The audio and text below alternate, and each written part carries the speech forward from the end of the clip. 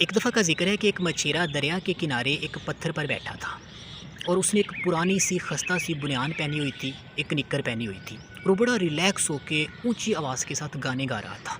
ایسے لگ رہا تھا جیسے وہ اپنے آپ سے، اپنی زندگی سے بہت ہی مطمئن ہے، بہت خوش ہے۔ اسی دوران یہ ہوا کہ وہاں سے ایک امیر تاجر کا گزر ہوا۔ اس نے جب اس مچھیرے کو دیکھا تو اپنے اونٹ سے نیچے اتر آیا اور اس کے پاس آ کے بیٹھ گیا۔ اس نے دریا کا پانی پیا اور اس کے بعد رسمی ہیلو ہے سلام دعا کے بعد اس نے اس مچھیرے سے پوچھا کہ تم ایک دن میں کتنی مچھلیاں پکڑ لیتے ہو؟ تو اس نے کہا جی یہی کوئی 8-10 مچھلیاں میں روزانہ کا میرا ٹارگٹ ہوتا ہے، وہ میں پکڑ لیتا ہوں، اور آج کا جو میرا کوٹا ہے وہ پورا ہو چکا ہے، اس لیے میں ریلیکس ہو کے یہاں پہ فارغ ہو کے بیٹھا ہوں۔ تو اس تاجر نے اس کو کہا کہ یار ابھی تو شام ہونے میں کافی دیر ہے، تم یہاں پہ بیٹھے ایسے وقت کیوں ضائع کری جا رہے ہو؟ تھوڑی مچھلیاں اور پکڑ لو، یہ 8-10 تو تھوڑی ہیں۔ تو اس نے کہا کہ جی ٹھیک ہے میں اور پکڑ لیتا ہوں، لیکن اس سے ہوگا کیا؟ تو اس نے کہا کہ تمہاری آمدنی میں اضافہ ہوگا۔ تو اس مچھیرے نے اس سے پوچھا کہ میری جب آمدنی بڑھ جائے گی تو پھر کیا ہوگا؟ تو اس نے کہا کہ تم ایسے کرنا، تم اپنے لیے ایک بڑی کشتی بنا لینا، کچھ پیسے جوڑ کے سیونگ کر کے ایک کشتی تیار کرنا اور اس کشتی پہ بیٹھ کے دریا میں تھوڑا آگے تک گہرے پانیوں تک جانا، اور وہاں پہ مچھلی زیادہ ہوتی ہے۔ تو اس نے کہا کہ ٹھیک ہے لیکن پھر کیا ہوگا؟ تو اس نے کہا کہ تمہاری آمدنی میں مزید اضافہ ہوگا، تم ایک کی بجائے 2-3 کشتیاں بنا لینا اور ان میں پھر اپنے کچھ ملازم رکھ لینا، وہ تمہارے لیے جا کے مچھلیاں پکڑ کے لے کے آیا کریں گے۔ تو اس نے کہا کہ ٹھیک ہے پھر کیا ہوگا؟ تو اس نے کہا کہ ایسے کر کے تمہارا بزنس، تمہارا کاروبار جو ہے وہ بڑھتا ہی چلا جائے گا اور تم بہت امیر آدمی بن جاؤ گے۔ تو اس نے کہا کہ ٹھیک ہے میں امیر ہو جاؤں گا، لیکن اس کے بعد کیا ہوگا؟ تو اس نے کہا کہ ہونا کیا ہے، اس کے بعد تم اتنے امیر جب ہو جاؤ گے تو تمہیں کوئی بھی امیر آدمی وہ اپنی بیٹی کی شادی تمہارے ساتھ کرنے کے لیے تیار ہو جائے گا، اور اس کے بعد تم ایک اپنا شاندار سا گھر بنانا اور اس گھر میں اپنی بیوی کے ساتھ، اپنے بچوں کے ساتھ رہنا اور زندگی کا لطف لینا، لائف کو انجوائے کرنا۔ تو اس مچھیرے نے تاجر سے کہا کہ یار اگر یہ سارا کچھ کرنے کا مقصد زندگی کو انجوائے کرنا ہی ہے، لطف لینا ہی ہے، تو وہ تو میں یہاں پر بیٹھا بھی لے رہا ہوں، میں تو آج بھی بڑا خوش ہوں، بہت مطمئن ہوں، بڑا ریلیکسڈ ہوں۔ تو تم مجھے اتنا زیادہ یہ جو گھما پھرا کے جس منزل تک تم مجھے لے کر جانا چاہتے ہو وہاں پر تو میں آلریڈی ہوں۔ زندگی کی خوشی اور مسرت کا حصول ہی اگر یہ سارا کچھ کرنے کا مقصد ہے تو وہ تو میں آلریڈی اپنی منزل پر پہنچ چکا ہوں، اس مقصد کو تو میں پہلے ہی حاصل کر چکا ہوں۔ تو اس مچھیرے کے اس جواب کو سن کر وہ تاجر بڑا حیران ہوا۔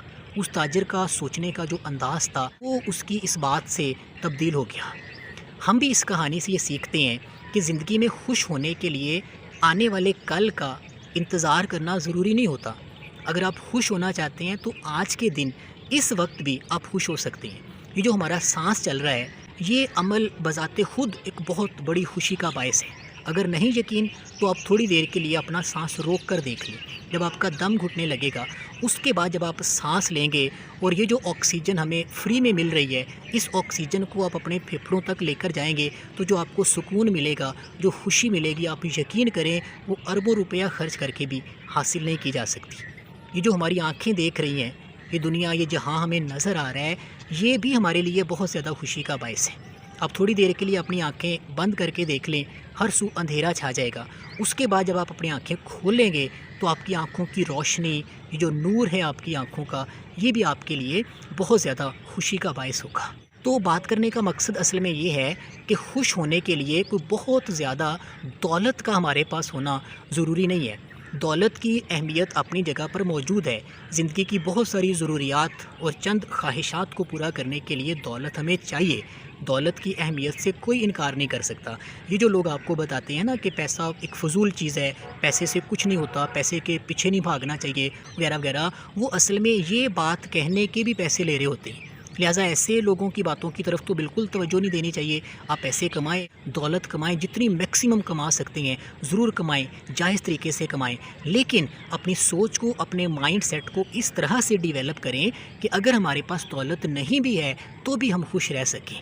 یہ کہانی اصل میں ہمیں ایسا ہی بناتی ہے۔ دولت اللہ تعالیٰ ہمیں دے گا تو ہم ضرور لیں گے، ہم نے کون سا انکار کرنا ہے، لیکن جب تک نہیں ہے تب تک جتنی ہمارے پاس ہے ہم اس میں بھی خوش رہ سکتے ہیں۔ اور خوشی کو صرف دولت کے ساتھ جوڑ دینا یہ بھی ایک غلط اپروچ ہے، ایک غلط مائنڈ سیٹ ہے۔ خوشی تو بعض اوقات فری میں بھی مل جاتی ہے۔ امجد حیدرآبادی کا ایک شعر ہے، ہر چیز کا کھونا بھی بڑی دولت ہے، بے فکری سے سونا بھی بڑی دولت ہے، افلاس نے سخت موت آساں کر دی، دولت کا نہ ہونا بھی بڑی دولت ہے۔